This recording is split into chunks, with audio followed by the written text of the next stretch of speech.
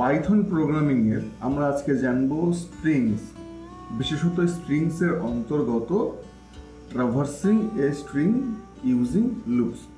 এবং এটা জানার জন্য প্রথম আমাদের যেটা জানতে হবে তা হলো ইন্ডেক্স। প্রথম আমরা দেখিনি ইন্ডেক্সিং কাকে বলে। ইন্ডেক্সিং হলো কোনো সিকোয়েন্স থেকে একটি নির্দিষ্ট উপাদান অ্যাক্সেস করার পদ্ধতি। পাইথনে স্ট্রিং, লিস্ট, ট্যাপল হলো সিকোয়েন্স ডেটা টাইপ। প্রতিটি এলিমেন্টের একটি নির্দিষ্ট অবস্থান বা ইন্ডেক্স আছে। এর অর্থাৎ পাইথনে প্রতিটি সিকোয়েন্সের যে আইটেমগুলো থাকবে, অর্থাৎ যে ডেটা থাকবে, নির্দিষ্টভাবে অ্যাক্সেস করার পদ্ধতি হলো এই ইন্ডেক্সিং। ইন্ডেক্সিংয়ের মাধ্যমেই প্রতিটি আইটেমের নির্দিষ্ট অবস্থান সম্পর্কে জানা যায়। ইন্ডেক্সিং মূলত হয় দুই প্রকারের। প্রথম আমরা দেখিনি পজিটিভ ইন্ডেক্সিং কাকে। পজিটিভ ইন্ডেক্সিং বাম থেকে ডানে শুরু হয়, যেখানে প্রথম উপাদানের ইন্ডেক্স 0, দ্বিতীয়টি 1, এভাবেই চলতে থাকে। তোর উদাহরণ হিসেবে যদি দেখি, দেখো এখানে একটা লিস্ট এঁকেছি। এই লিস্টে 5টা আইটেম আছে, 10, 20, 30, 40, 50। এই 10 এর ইন্ডেক্স হলো 0, 20 1, 32, 43 এবং 50 হলো 4। এবার যদি আমি প্রিন্ট ফাংশন ইউজ করি, প্রিন্ট মাই লিস্ট স্কোয়ার ব্র্যাকেটের ভেতর 0। ইন্ডেক্স অ্যাক্সেস করার পদ্ধতি হলো স্কোয়ার ব্র্যাকেটে মানটা দিতে হয় ইন্ডেক্সের। যখন দিলাম আমার আউটপুট কি পাচ্ছি? আউটপুট পাচ্ছি আমি 10। অর্থাৎ মাই লিস্ট এর 0 নম্বর ইন্ডেক্সে কোন ভ্যালু আছে সেটা দেখালো। এবার দ্বিতীয় আরেকটা উদাহরণ দেখি, মাই লিস্ট 2, অর্থাৎ 2 নম্বর ইন্ডেক্সে কোন আইটেম আছে সেটা আউটপুট দিল। অপর আরো একটা উদাহরণ দেখি আমরা স্ট্রিং এর মাধ্যমে। এখানকার ইন্ডেক্সিং গুলো H হলো 0, তা E হলো 1, প্রথম L হলো 2, দ্বিতীয় L হলো 3, O হলো 4। আশা করছি বুঝতে পারছো। এবার যদি আমি একটা ফাংশন ইউজ করি,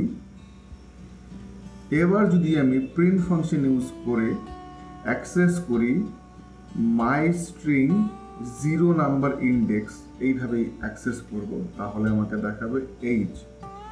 অথবা মাই স্ট্রিং 3 নম্বর ইন্ডেক্স, তাহলে আউটপুট দেখাবে L। আশা করছি পরিষ্কার হয়েছে তোমাদের কাছে বিষয়টা। বেশ, এটা গেল পজিটিভ ইন্ডেক্সিং।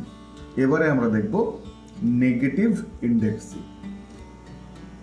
নেগেটিভ ইন্ডেক্সিং ডান থেকে বামে শুরু হয়, যেখানে শেষ উপাদানের ইন্ডেক্স -1, তার আগেরটি -2, এভাবে চলতে চলতে প্রথম আইটেমে চলে আসে। বোঝা গেল? একটা উদাহরণ দেখিনি। এখানে লিখেছি মাই লিস্ট বলে একটা লিস্ট নিয়েছি, সেখানে 5টা আইটেম নিয়েছি আমরা, 10, 20, 30, 40, 50। এটার যদি নেগেটিভ ইন্ডেক্সিং দিয়ে ইউজ করি আমরা, তাহলে শেষেরটা অর্থাৎ 50 হলো -1, 40 -2, 30 -3, 20 হলো -4 এবং 10 হলো -5। এইভাবেই নেগেটিভ ইন্ডেক্সিং গুলো হয়। এবার প্রিন্ট ফাংশন ইউজ করে মাই লিস্টের ডেটাগুলো আমরা অ্যাক্সেস করার চেষ্টা করি। প্রিন্ট মাই লিস্ট -1, অর্থাৎ -1 নম্বর ইন্ডেক্সে কোন আইটেম আছে সেটিকে শো করো। আউটপুট আসবে আমার 50, কারণ এখানে -1 এ 50 আছে। আশা করছি বুঝতে পেরেছো। তারপরের উদাহরণে দেখি আমরা প্রিন্ট মাই লিস্ট -3, এবারে আউটপুট আসবে 30, কারণ -3 তে আমার 30 আছে। পরিষ্কার বিষয়টা। এবারে আমরা একটা স্ট্রিং এর মাধ্যমে এই নেগেটিভ ইন্ডেক্সিংটা বুঝবো। মাই স্ট্রিং বলে একটা স্ট্রিং নিয়েছি, যেখানে ডেটা নিয়েছি আমরা, পাইথন লিখেছি। n মানে -1, o মানে -2, h মানে -3, t মানে -4, এই y মানে -5, এই p মানে -6। আশা করছি এটা বোঝা গেছে তোমাদের কাছে। আচ্ছা, এবার যদি আমি প্রিন্ট ফাংশন ইউজ করে এই আইটেমটির প্রতিটি ক্যারেক্টারকে অ্যাক্সেস করার চেষ্টা করি। দেখি মাই স্ট্রিং -1, -1 কি আছে n, আউটপুট দিল আমার n, পরিষ্কার।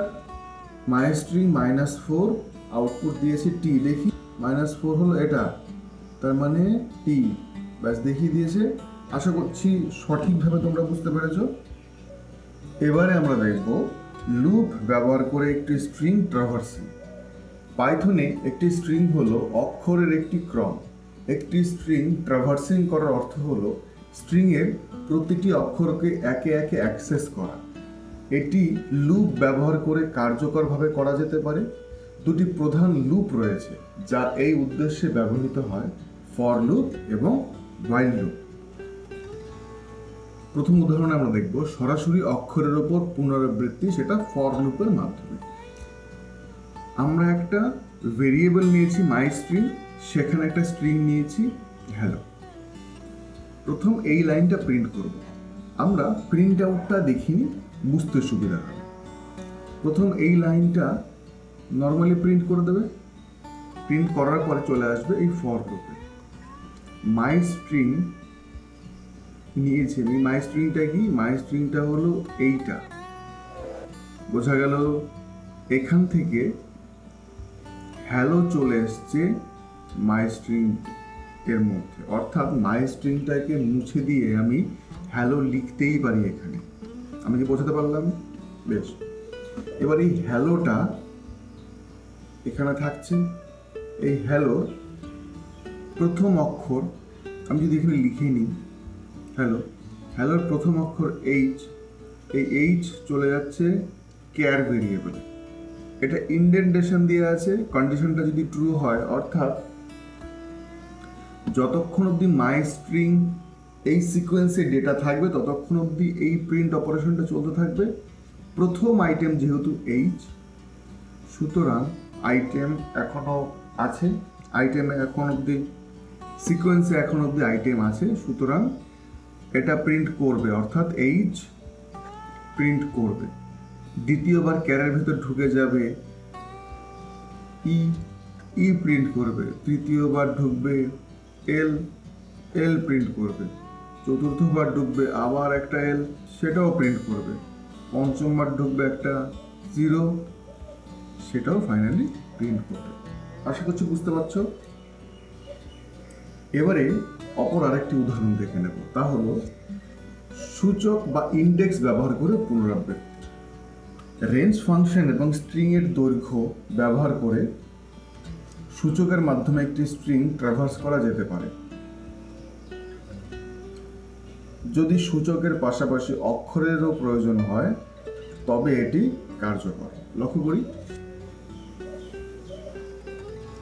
একটা ভেরিয়েবল নিয়েছি, সেই ভেরিয়েবলে একটা স্ট্রিং নিয়েছি পাইথন। প্রথম এই লাইনটা প্রিন্ট করব। আমরা আউটপুটটা দেখিনি, বুঝতে সুবিধা হবে। যেটা বলেছিলাম সেটা এই লাইনটা আমাদের প্রিন্ট করে দিয়েছে। তারপর for I in range lane my string. Lane ফাংশনের কাজ কি? মাই স্ট্রিং ফাংশনটি কতটা বড় বা কতটা লম্বা, অর্থাৎ কতগুলো ক্যারেক্টার আছে, স্ট্রিং এর কতগুলো ক্যারেক্টার আছে। For I in range lane my string. এবার লেন ফাংশনটা কি কাজ করবে? মাই স্ট্রিং যে ভেরিয়েবলটা নিয়েছিলাম, মাই স্ট্রিং ভেরিয়েবলের মধ্যে আছে স্ট্রিং। এই স্ট্রিং এর কটা ক্যারেক্টার আছে? 1 2 3 4 5 6, 6টা ক্যারেক্টার আছে, অর্থাৎ এখানে আমি লিখে দিতে পারি 6। তাহলে ফাইনালি ফাংশনটা গিয়ে দাঁড়ালো ফর আই ইন রেঞ্জ 6। ঠিক আছে, এবারে আইতে কি ঢুকবে? যেহেতু রেঞ্জ ফাংশন কোনো কিছু বলা নাই, তাহলে আইতে ঢুকে গেল 0 প্রথমবারের জন্য। বেশ, এবার প্রিন্ট এফ। এবার এফ স্ট্রিং ইউজ করেছি।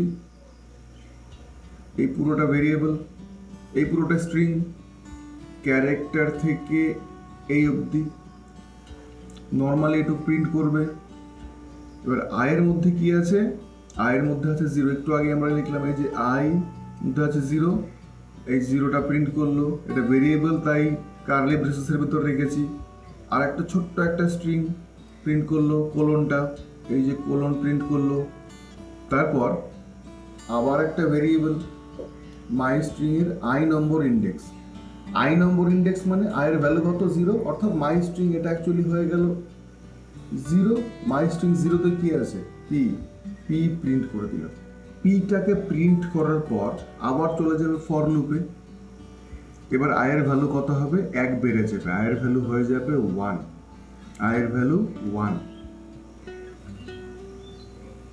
এবার চলে আসবে নিচের লাইনে character at index, character at index 1, 1 এ কত আছে y, ব্যাস y দেখিয়ে দিল। তারপর একটা হবে 2, 3, 4, 5 এবং সবার শেষে i যখন 6 হয়ে যাবে তখন রেঞ্জ ফাংশনটা অটোমেটিক বন্ধ হয়ে যাবে, কারণ রেঞ্জ ফাংশন কাজ করে যা মান লেখা থাকবে তার এক ঘর আগে অবধি, অর্থাৎ 5 অবধি। আশা করছি বুঝতে পেরেছো। যদি বুঝতে না পারো রেঞ্জ ফাংশনটা, তাহলে তোমরা আমার পুরনো ভিডিও দেখো। এবারে আমরা দেখব বিশেষত while লুপ ব্যবহার করে একটি স্ট্রিং ট্রাভার্স করা।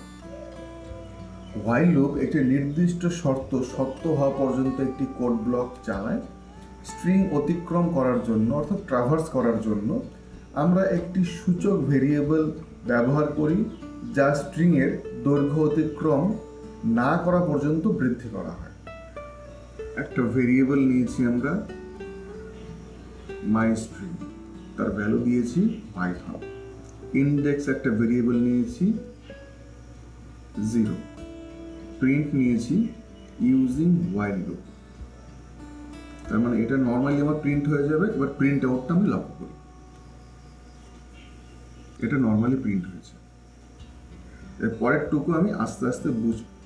while ইন্ডেক্স, এবার ইন্ডেক্স মানে কত, ইন্ডেক্স মানে 0, লেন মাই স্ট্রিং, তাহলে মাই স্ট্রিং এর লেন্থ কত 6, তাহলে এটা। আশা করছি বুঝতে পারছো। এই কন্ডিশনটিকে ট্রু না ফলস, এই কন্ডিশনটা ট্রু হলো, ট্রু হলো মানে এই লাইনটাতে আসবে, তাহলে প্রিন্ট করবে প্রিন্ট মাই স্ট্রিং ইন্ডেক্স। এবার ইন্ডেক্সে কত আছে, এই যে ইন্ডেক্সে 0 আছে, তাহলে মাই স্ট্রিং এর 0 নম্বর ইন্ডেক্সটা প্রিন্ট করে দেবে। 0 নম্বর ইন্ডেক্সে কত আছে, পি।